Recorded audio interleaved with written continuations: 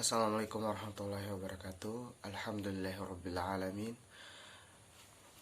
Puji syukur kehadirat Allah subhanahu wa ta'ala yang telah memberikan rahmat serta hidayahnya sehingga kita bisa bertegur sapa walaupun melalui layar kaca, yaitu media virtual kita. Tidak lupa pula salam serta salawat selalu terhaturkan kepada sang revolusioner Islam ternama, baginda Nabiullah Nabi Muhammad SAW, karena berkat beliaulah kita bisa merasakan nikmatnya Islam, indahnya Islam sampai dengan sekarang dan sampai dengan akhir zaman nanti. Allahumma salli ala Sayyidina Muhammad. Adik-adik, sebelum memulai pembelajaran kita, jadi hari ini adalah pengenalan. Banyak sekali pepatah yang mengatakan bila tak kenal maka tak sayang. Tapi Bapak ingin mempersepsikan spidol ini ibaratnya suatu bunga atau bunga. Kemudian, jikalau orang yang sayang, dia akan memetik bunga tersebut dan akan memamerkannya kepada orang lain. Beda halnya dengan orang yang cinta. Jikalau dengan orang yang cinta, dia akan merawat bunga tersebut, dia akan menanamnya, dan mungkin nanti serbuk-serbuk bunga tersebut akan menghasilkan bunga-bunga yang baru. Jadi yang di sini yang ingin saya tanamkan yaitu cintailah saya atas dasar guru dan murid, sebagaimana kalian mencintai ibu dan bapak kalian, begitu juga. Karena memang yang pertama yang ingin saya tanamkan pada adik-adik semua yaitu rasa saling menghargai, toleransi.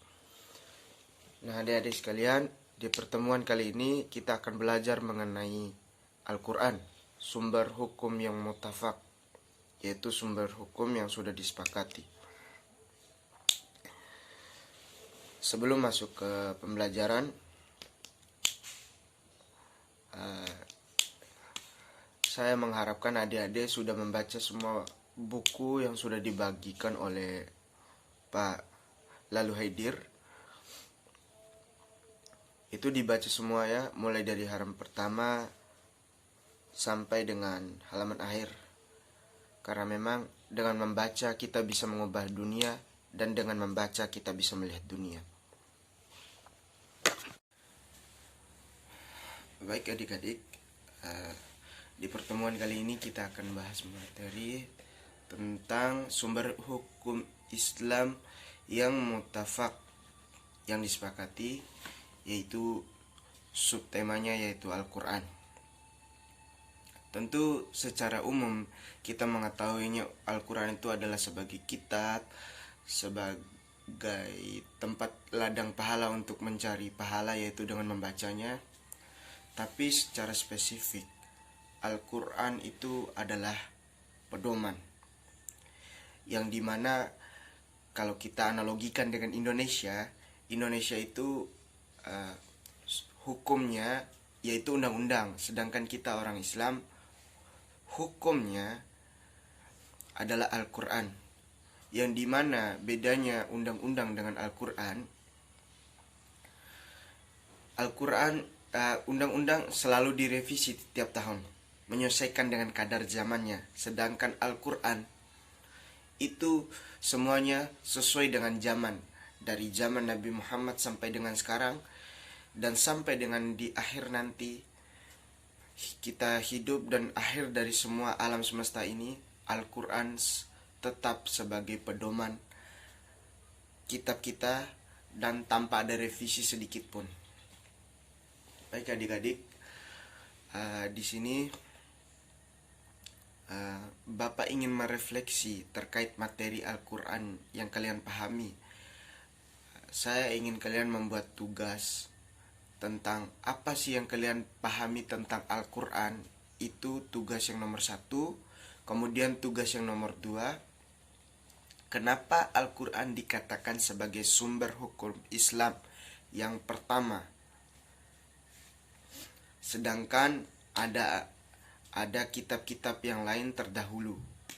Itu mohon dijawab, ditulis di kertas, kemudian kirim pribadi di saya, nanti akan saya nilai, tulis nama dan kelasnya. Oke, baik, lanjut ke penjelasan. Baik adik-adik, saya akan menjelaskan secara rinci terkait Al-Quran. Al-Quran merupakan sumber hukum pertama umat Islam.